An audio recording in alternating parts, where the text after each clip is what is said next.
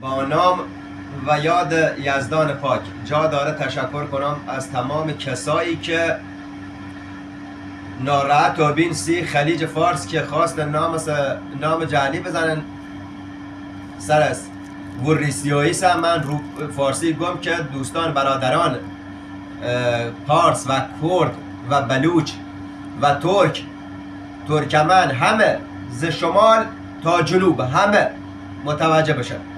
روسیاییش هم موند برای او وطن فروشای خائنی که خوشحال بودن که اسم خلیج فارس بشه خلیج بیگانه. و این شعرم تقدیم تمام کسایی که باخردن، تمام باخردا، و تقدیم آقای ترامپ عزیز. ببخشید یه جای من توهین کردم ولی الان با این شعر جبران کنم.